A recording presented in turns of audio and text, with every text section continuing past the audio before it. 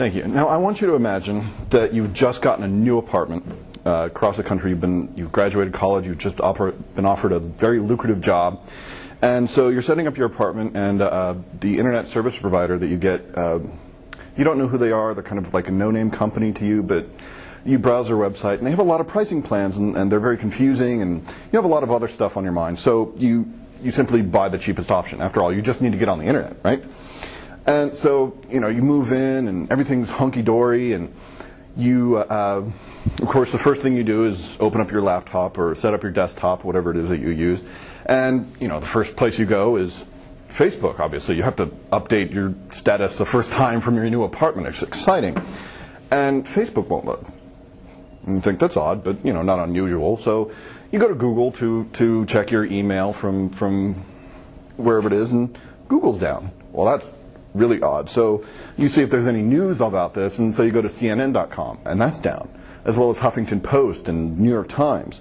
And so you finally break down, you call the ISP, and immediately upon mentioning the fact that you can't get to certain sites, they refer you to their sales department. You think that's rather odd. When they start sending you, giving you a sales pitch about, oh, well, if you want to access sites like Facebook, Twitter, and other social networking sites, you have to buy our social media package, and so on and so forth for the searching package for Google, a news package for CNN. This is what internet would be like without net neutrality. Now today I want to talk to you about net neutrality and how it affects you directly. And after doing exhaustive research on the subject, and I feel this is a really strong current issue that you should really carefully consider. First, we'll start by talking about what net neutrality is. I'll define it for you. How it directly and indirectly affects you both as a consumer and as a citizen of the internet. And I'll touch a little bit on the most recent changes in the debate and what's been happening in current events. And finally, what you can really do. Now, according to Tim Berners-Lee, the creator of the World Wide Web, who's made more people utter more W's than 8 years of George W., net neutrality is very simply this. If I pay to connect to the internet with a certain quality of service, and you pay to connect to the internet with the same or greater quality of service, then we can communicate at that level. Now, quality of service in this term simply means the speed of your connection. All right? It means if you connect to the internet, you can talk to anyone else on the internet. It does not matter who they are. It doesn't matter what they're selling. It doesn't matter anything. It is completely neutral ground. Now, going back to my argument earlier where, there's a tiered network, that's similar to what they want to put in. Now that we've defined net neutrality and basically know what it is, I want to talk to you about how it really directly affects you.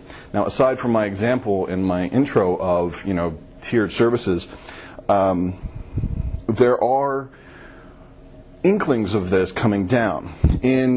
Now, according to an Ars Technica article,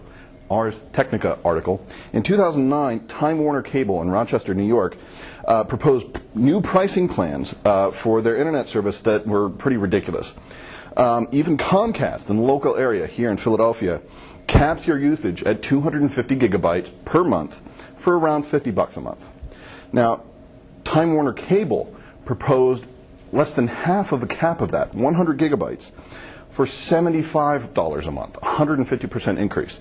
Now, customers were obviously very angry and rebelled, and Time Warner Cable had to retract the pricing plans in order to avoid a massive backlash. But this is the kind of mentality that the companies are going forward with, that they need to affect their bottom line. I mean, as an example, in 2006, as reported by the Washington Post, Verizon executives went so far as to accuse Google and YouTube as basically freeloading on their network, saying that they're enjoying a free lunch on the part of the internet providers, since they only pay for the bandwidth. Verizon feels that they should get some sort of monetary compensation from YouTube because it's transmitting over their network, a network that Verizon and other providers like Comcast, AT&T paid to set up, the infrastructure. And in fact, I mean, the problem is this. It won't be super clear when you start reading arguments about this, when you start searching it, where people stand. There are lots of blogs and websites about this that aren't really clear. And, you know, as Jeffrey Bimbaum from the Washington Post pointed out, both sides really have unclear arguments, both for and against. And most of them sound more like propaganda than actual informative arguments. Now, I want to talk a little bit about current events, since we've said how it will affect you. Now, only a couple of weeks ago, NPR reported, on December 4th, Julius Genachowski, the chairman of the FCC, outlined new rules that, he claims, will ensure that, quote, broadband providers treat all of the data on their networks equally, which is basically an update to the FCC's 2005 policy statement that recognized the fact that they didn't have jurisdiction over the internet as a whole, such as, you know, they have with radio and television. You know, like Channel 2 is always Channel 2 and Channel 3 is always Channel 3 and so forth. But in the spirit of the Communications Act that actually founded the FCC, that it does have the jurisdiction to ensure that ISPs operate in a neutral manner. And again, in recent events, you know, like blocking of ports for specific things is not new. It's happening now. For Operation Payback, where certain members of the internet are attacking sites like Visa, MasterCard, PayPal, and other sites that won't associate with WikiLeaks, they are blocking the IPs that provide the software that allow people to attack. Now, you may say, okay, well, they're blocking something bad that's happening, but they're blocking a rightful attack or they're blocking a righteous attack on an injustice. And I don't think companies should be able to do that. Now, now that we've talked about like recent events, I want to talk to you about what you can do as a whole. Blog about it. Post about it. Tell other people about it, both in real life and on Facebook, on the internet.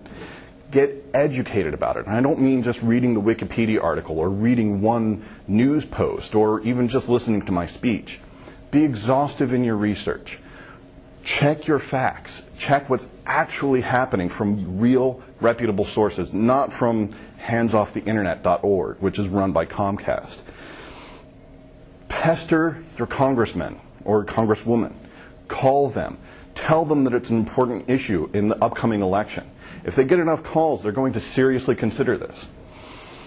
Now, in conclusion, net neutrality is a real issue that's facing us today. And it's up to us, both as users, consumers, and creators of the internet as a whole, that we have to stand up, we have to fight for what has always been and always should be a completely free and open medium. Thank you.